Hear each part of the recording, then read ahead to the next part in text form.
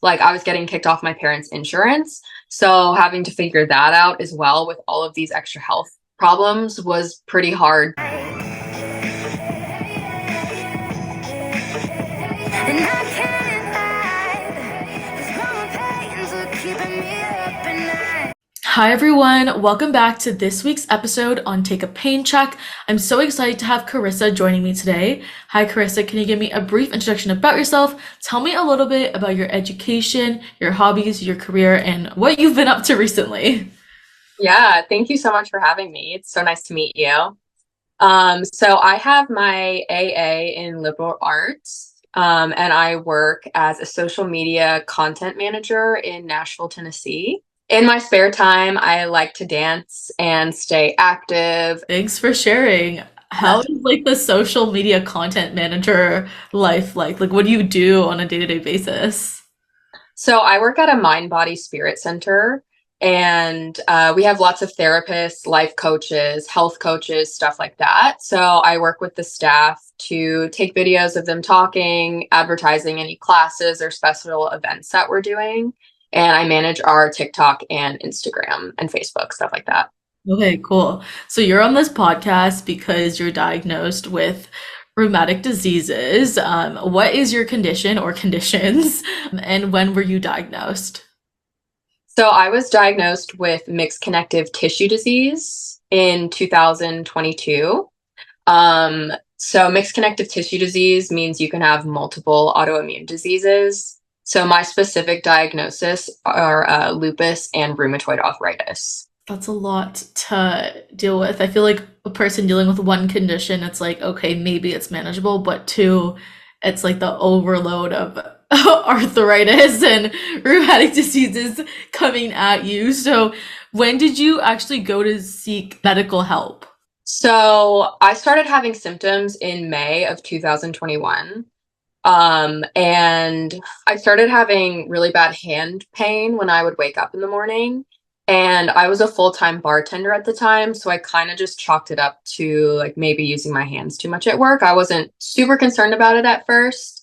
And then I noticed it kind of getting worse and worse over time. And then what made me finally go see a doctor was having Raynaud symptoms, which I think most people with autoimmune diseases kind of have Raynaud's, but it's poor circulation in your extremities. Mine started in my hands and my feet. So my hands were turning white and going numb during work. And that's when I was finally like, okay, something's wrong. I need to go see a doctor. And the entire diagnosis process took probably about 6 months. Okay, so it's not off the bat real quick, but it's also not the longest process that a lot of people have been through. Definitely, yeah. So you went to the doctor, and then how did the doctor end up telling you you had lupus and rheumatoid arthritis? So I went to my primary care physician first, and they did blood work. And they said I was ANA positive, which are antibodies that are present in your blood when your immune system is attacking parts of your body.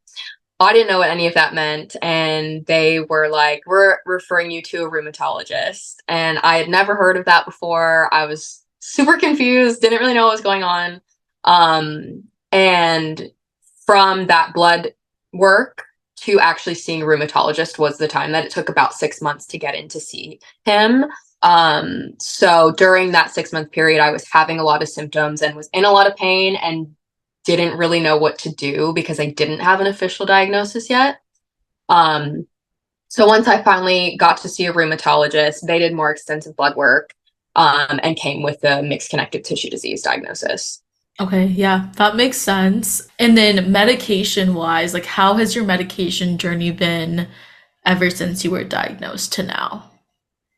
So the first medication they put me on was prednisone, which is a steroid that lowers inflammation in the body. It's not good to take long term, which is unfortunate because it takes pretty much all the pain away. It's such an amazing drug. I was on 30 milligrams of that for almost 2 years, which is considered very long term.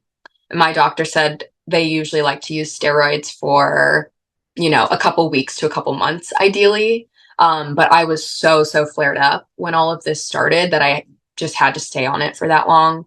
Um, and then the second thing I was put on was Plaquenil, which is an immune suppressant. And I've been on that probably 2.5 years now, 2 years.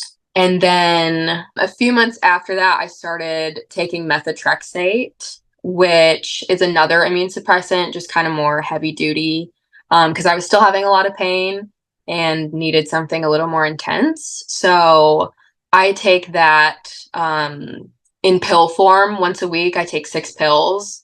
And that's probably that's the most intense drug that I'm on. And I've been on that for almost 2 years as well. So I take Plaquenil and then methotrexate. Okay. And then I still take prednisone for flare-ups, but I'm not on that consistently anymore. Is it keeping your pain under control? For the most part, I am in a flare-up right now, and this is the first flare-up I've had pretty much since I started all this medication. So, I mean, as you know, with these diseases, it's just so hard to pin down exactly what the problem is. So it definitely helps the pain, but when you're in a flare up, it's just kind of like nothing's really going to help other than prednisone or like Advil or something. Yeah. When you're living with a rheumatic disease, you obviously go on medication, but then you also need to adapt some sort of like pain management strategies or other things you can do that will have that like direct impact on your pain ASAP sometimes, or also can Yeah. take longer, but just like that pain relief you get. So what are some other strategies that you use, pain management or lifestyle changes you've made to your life right now? Yeah. So in the first 6 months when I was waiting for a diagnosis, this was super crucial for me because I didn't really know what was going on. And so I thought I need to see what else I can do to feel better now. So diet change was the first thing that I implemented. I did see a couple holistic doctors here in Nashville, who kind of guided me through that process of cutting a lot of foods out just to kind of be healthier overall and lower inflammation in the body. So I've kind of just kept that with me along this journey. And it's, hard to say how much it really does help the symptoms, but it overall just makes me a healthier person, which makes me feel better. Yeah. Um, No, that makes sense so because I've yeah, done the same thing. I changed the way that I eat, and in the past I've implemented like mindfulness or even now exercises and things like that. Even being less stressed and implementing that into my life.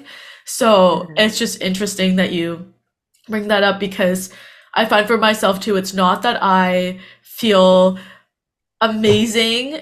I do feel healthier, but also I don't feel at my worst with those things Mhm. implemented. I think also for me, sometimes I can't tell, like, is it the medication? Is it the diet change? Like, is it being less stressed? What's working? It's such a hard thing to figure out. Have you ever had questions like that before? Oh my gosh, yeah. When I first started this journey, I was super set on doing everything naturally, because I think there is a huge community that, you know, oh, if you just change your diet and like meditate, all your symptoms will go away. And I kind of fed into that, which actually was really damaging for me because I was still having a lot of pain, but doing all these things that I was being told to do. And so I was like, there's a disconnect here. Something's not making sense. And that's when I realized implementing Western medicine and a more holistic approach together is really where the magic happens, at least for me. Yeah, I realize it's so personalized. Like some people can do certain things, other people can implement other things that may work for them but may not work for you. And at first, I was just in the mindset of everything's gonna work for everyone, like, this is how it works. But it's so not true after the people that I've talked to on my podcast, but also talked to in the community. Everyone does like very different things. Some people do very similar things, but very different things that help certain aspects of their body, which is pretty interesting. Have you also tried physiotherapy or occupational therapy or any sort of rehab for your joints? So I see a chiropractor twice a week. I've been doing that for about 4 years now. So I was seeing one before I was ever diagnosed. But I have noticed that it is like the highlight of my week. It makes me feel so much better. I've also tried massage therapy. That just kind of gets expensive to keep up. So I haven't really done that recently, but I've definitely tried it in the past. What do they do with you at these like chiropractor sessions? They take x-rays and scans of your muscle activity and your nervous system activity. So they really work with keeping the body out of fight or flight, which I think is really important for anyone trying to keep their stress levels down. So they adjust your spine, but also they like work with my hands because that's where, the arthritis is. So they will adjust my hands and kind of like massage my hands and just really work with my body specifically for what I need. And it just kind of helps my body stay regulated and keep the inflammation down. No, that's so great. And I'm glad that it's been working for you. I guess also when you try these like prevention strategies, for example, for a flare, not saying that chiropractor would be, but despite implementing our best prevention strategies to avoid a flare, it's kind of inevitable that it happens sometimes. So, what does a flare up feel like for you, and how often do you have it? I would say I'm actually having my first flare up right now, really since I got diagnosed and kind of calmed everything down. I would have days here and there where, I would wake up extra sore, extra stiff, but I wouldn't have a full blown flare up, I would say. This one has been lasting about a month at this point. So I just wake up in a lot of pain, really stiff, really sore in my shoulders and my hands mostly. And so it can be kind of hard to get out of bed. And this is when I start taking prednisone again and pretty much have to take Advil every day to just get through the day. And fatigue is really high during those times as well. So I'm sleeping a lot more than usual. That makes sense. How do you usually sort of manage the flare up? I know you mentioned sort of like your fatigue is really high and things like that. And I'm assuming it's rest, but some people, for example, like would exercise when they're in a flare. So, what is your kind of strategy to cope with a flare? It's so hard because I get kind of resilient and I think I'm not going to let this stop me from living my regular life, and I'll still exercise and go out and like stay out late and go dancing and do all these things because I don't want my life to change because of it. But then that has consequences where I know I'm not resting as much as I should. So it's kind of a vicious cycle of I'll rest a little bit, start feeling a tiny bit better, and then I'll just go back to my regular life because I'm annoyed that I'm laying in bed all day and I don't want to be doing that. And I won't rest as much as I should and then kind of make everything flare back up. So that's kind of what I'm trying to learn right now, is how to balance that out. It's hard because I think we don't expect that flares are going to come with this disease. Like when you're given this diagnosis, it's just like, these are the symptoms. This is what you're feeling right now. You don't really think about how it could get worse or better. And then you don't really think about those spontaneous moments where it randomly gets really, really bad. And it's not something that we signed up for either. So knowing how to kind of cope with that. And I think over time for me, I've learned different strategies just based off of my experience. I think the more that you live with this disease, which honestly sucks, but the more you live with it, the more you realize the strategies you want to implement. I mean, that's what I feel, but do you have anything that you think in terms of that? Yeah, it's definitely a learning process, figuring out what works for you and kind of having the strength to maintain the boundaries you need to when you are in a flare up. Telling people you need to rest when you need to. And it's hard when flare ups come at a time where you're never expecting them. But if you have, a super busy week or month planned with all these obligations and things you've agreed to, and then you get a flare up, it can be really hard to communicate that with people, and deciding how much you're going to rest and how much you're still going to try and live your normal life. Have you ever had to say no to certain things, like going out with people or doing certain activities? And how did that go for you? Absolutely, especially when I was first diagnosed. I had just turned 24 or 25. And I was bartending at the time. So my life was kind of like late nights, going out with people after work, being in that nightlife scene. Um, Trying to figure out how to still have those relationships with people, but also take care of myself. It was definitely a lot harder in the beginning. And for a long time, I didn't know how to say no. I didn't want to have to change my lifestyle. And, eventually just got to a point where that was not working anymore. And so now I have an easier time telling people no. And most of my friends and people in my life at this point know what's going on with me. So everyone, for the most part, is very understanding when I can't go and do something. But for me, it's very frustrating, even if they are understanding. I feel like, I'm young. I want to go out when I want to go out. I want to stay out late. I don't want to have to stay in bed when all my friends are going out. How did you tell your friends and your family that you had this diagnosis, and what was their reaction? So, my mother actually has an autoimmune disease as well.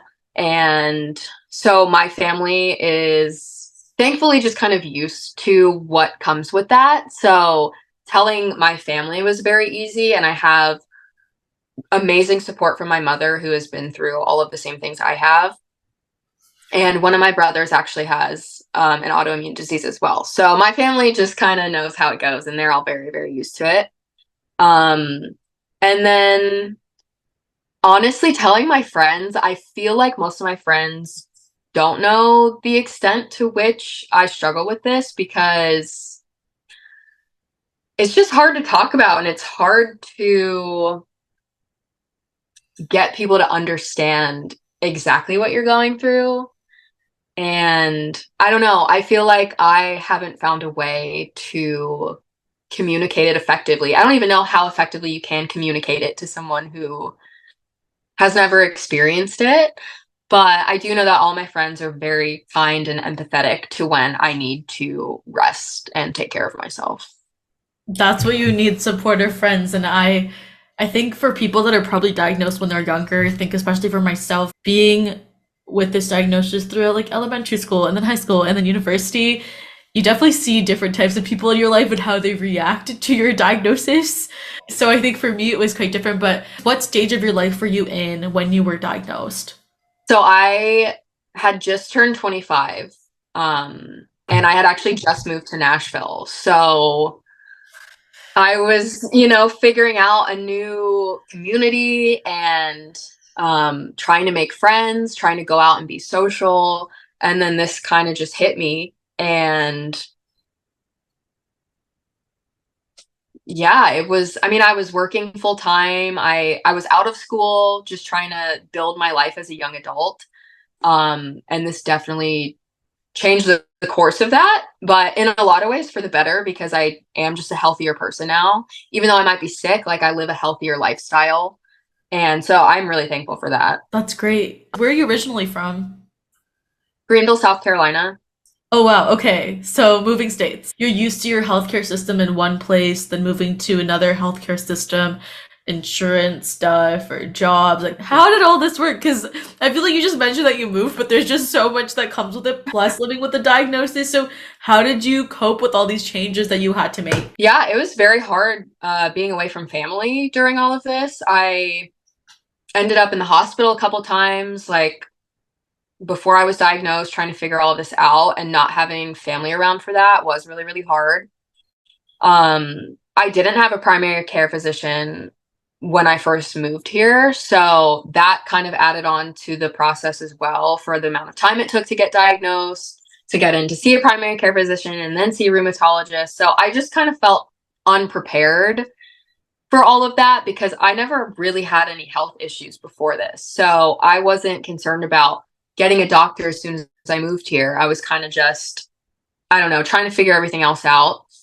And during this time, um, turning 26 during all of this, like I was getting kicked off my parents' insurance. So having to figure that out as well with all of these extra health problems was pretty hard as well to find an insurance company that would take me with my pre-existing conditions. Has your condition affected any like romantic relationships that you've pursued? So far, no. I was in a serious relationship at the time that I got diagnosed, and that was just kind of a big curveball, I guess, because no one really expects to be dealing with that, I guess, at such a young age.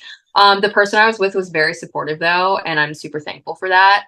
Um, and just going forward in the dating world, like I can kind of tell who is an empathetic person just based on when I tell them their reaction. And that has kind of helped me determine who I want to proceed with as far as romantic relationships, for sure. I've told most people on like the first or second date in the past year or so, just because it is such a big part of my life, and I don't know, I don't want to hide it, or and I also just, it really does help me see like what kind of person they are based on their reaction to it. And that's not why I'm telling them to, oh, like some kind of test or something, but I have been on dates with people who like I tell them and they're just like they don't compute or something. So I'm like, okay, this probably isn't gonna work. And what is a common challenge that you've experienced in like different types of relationships with people when living with these conditions? Or has everything been good? It's mostly been good.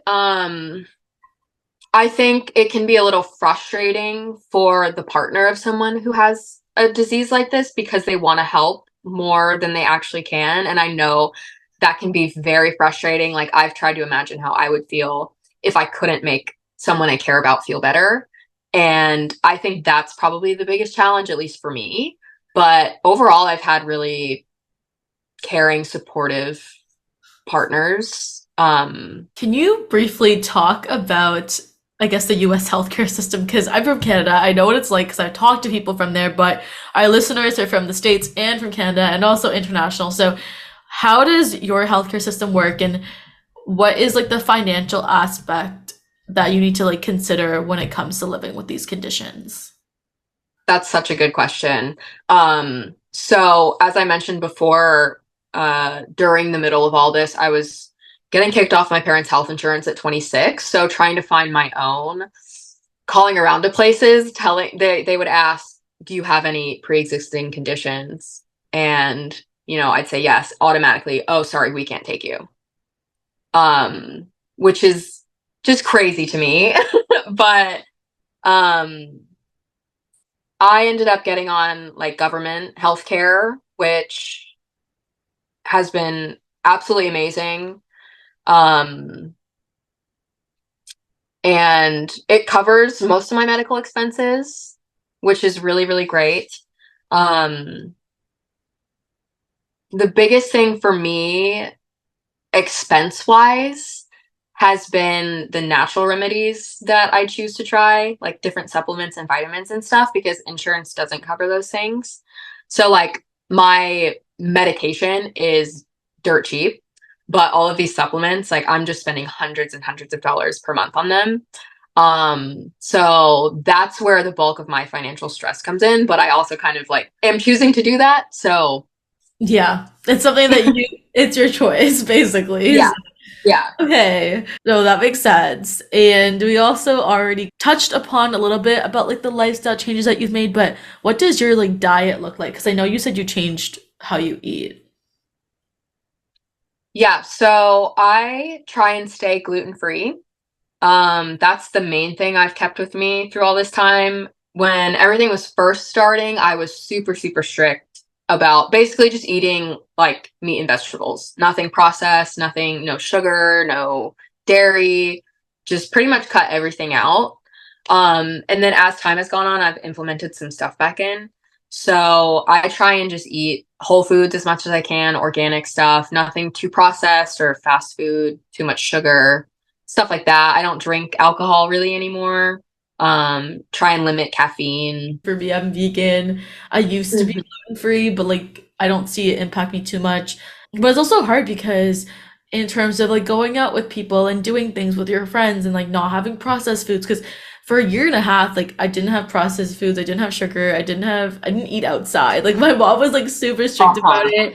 I was vegan, gluten free. This is like when I was, I think I would say 17 or maybe even younger. Like I was vegan at some point, but I was a cheater vegan because I just like could not survive. But then now I've been like a real vegan for 2 years. But just Uh-huh. like I found that it's helped me. But then I had people on the podcast share that they've been on carnivore diets and it's helped them. So it's just so interesting to hear what everyone does for their disease and like how it's not just like one size fits all. Absolutely. Yeah. I mean, I was vegan for 6 months as well, vegetarian for a couple years, and I've just found that that didn't really work for me. I'm really glad I tried it. And I know it Yeah. works for a lot of people, which is why I was like, okay, I'll give this a try. But yeah, it really just takes time to figure out exactly what works for you. And I remember that being super frustrating for me in the beginning, trying to figure out what made me feel the best, what I shouldn't eat. And so by this time, I pretty much think I have it figured out. But I mean, it took, a year and a half, 2 years to really feel like I had it down.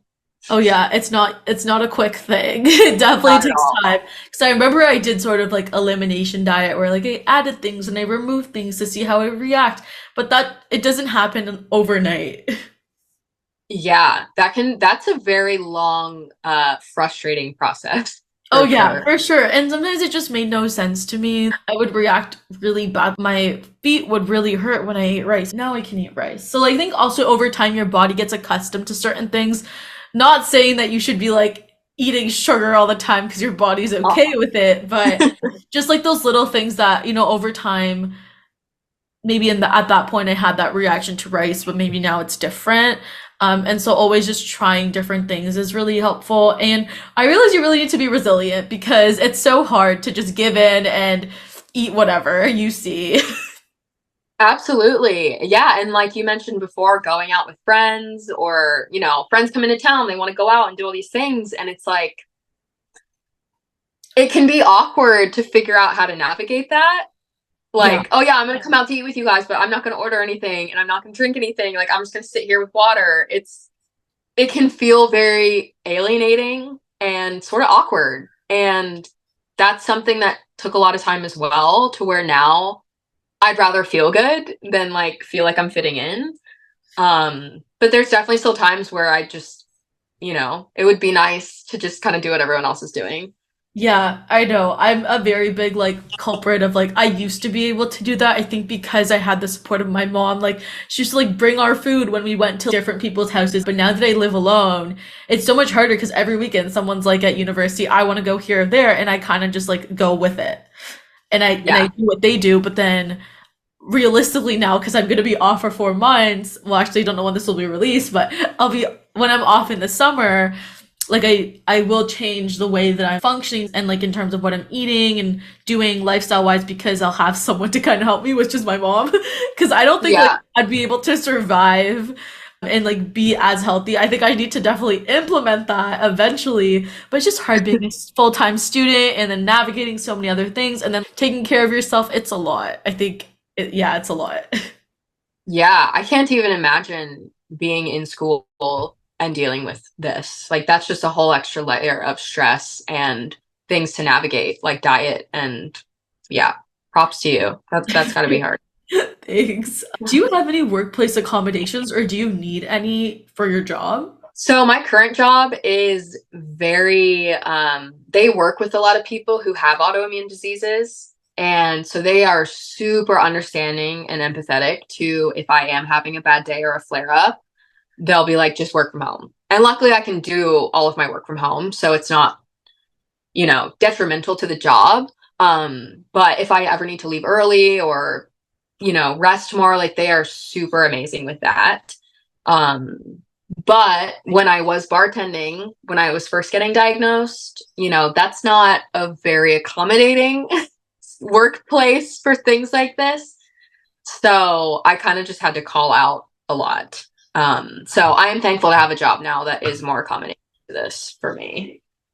That's amazing. I don't know how, even for me, I'm like, I don't think I would survive a job where you have to stand in the cold stuff and do all the Yeah. things all the time. So that would have been a lot, I think, long term, especially if your like disease is still fluctuating and it's not under control. But I'm glad that you're able to make that shift into a job that is more kind of meant for you.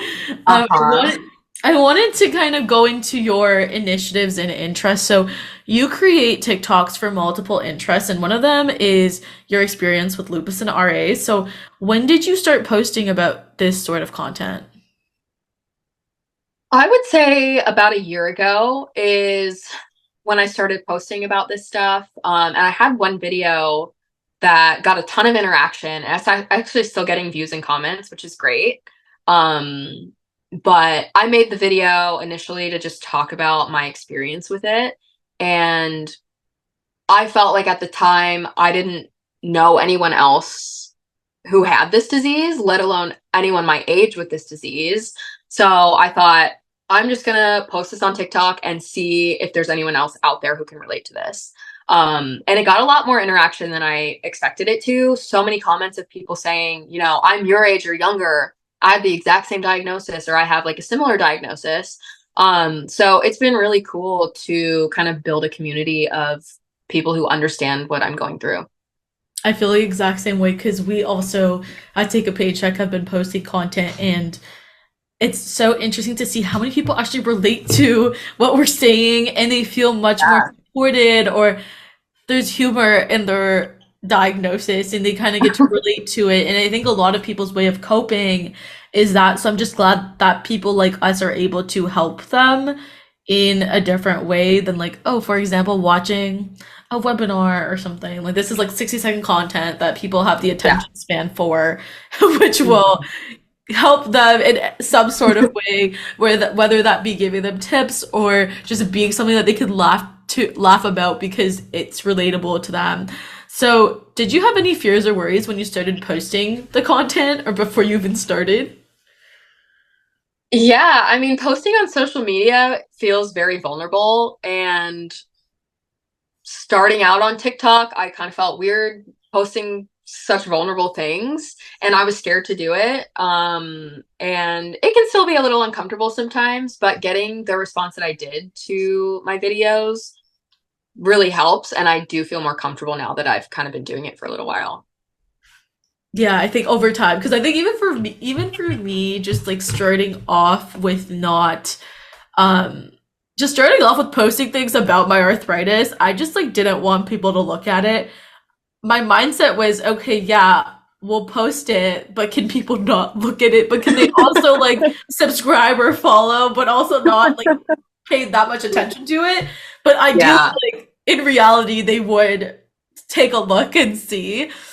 And it's been 3 years now, which is crazy to me. But I think I've also not only gained that like social media presence, but gained friendships and like connections to people and also support for myself. Some Hmm. tools that people put on TikTok related to their like arthritis is something that I can use in my daily life, and I hope that that's something that like other people feel too, that they can use too. But I also had lots of like fears and worries. I think it's definitely better now. I don't really care as much, but Yeah. it was hard because it was grade 12. Like, I was diagnosed in grade 8, and then in grade 12 I started all this, and I just I didn't want people to see it because I thought they'd just judge me or have an opinion. Definitely. But really, I don't, at least now growing up, I don't think that people care as much, especially like people that I'm close with or like am friends with or like follow me personally or I know of. I don't think it matters that much to them as much as I thought that it would. There will obviously be haters out there and like have opinions, but I don't think it's like as bad as I thought it would be. Definitely. And I think with something like this, it's kind of hard to, I don't know, hate on someone with a disease. Like that would be crazy to me to see someone like, I don't know, bullying someone online for posting about their disease. Like that would be like, I can't imagine seeing that? There definitely has been stuff like that. And I think being on the internet, like, it's bound to happen. Yeah.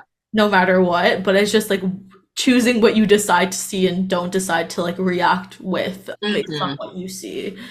Yeah. What have you gained from interacting with the TikTok community? It's just nice to know that I'm not the only one going through this, because being the only person in your day-to-day world who has this can feel very lonely. And so reaching out to an online community and seeing that there are other people like me who are my age dealing with the same kind of stuff, it just helps me to know I'm not as alone as I might feel. And what do you hope your audience gains from interacting with your content? I just want people to see that you can still live a very happy and fulfilling life. And for me, mostly thinking about people who are early on in the diagnosis and symptom stages, just trying to give them hope that it will get easier and it will get better. And so I wanted to end off the podcast episode with an advice segment. What advice would you give to young people who have a condition but don't really know of anyone else their age with similar conditions? Hmm. I would say one of the most helpful things for me was going to therapy, and finding an amazing therapist who gave me that support when I did feel very alone. And lots of therapists have connections. So she would give me resources to find that extra support in my community that I needed. And also working through emotional issues from the past really helped me feel better today. So that would be my number one advice, I think. Thank you so much, Carissa, for joining me on today's podcast episode. We started off talking about your condition, your symptoms that you first experienced, and then how you got diagnosed in general. We talked about sort of the medication journey that you're on, what it's like to live and deal with flare ups, and the symptoms that kind of come with it.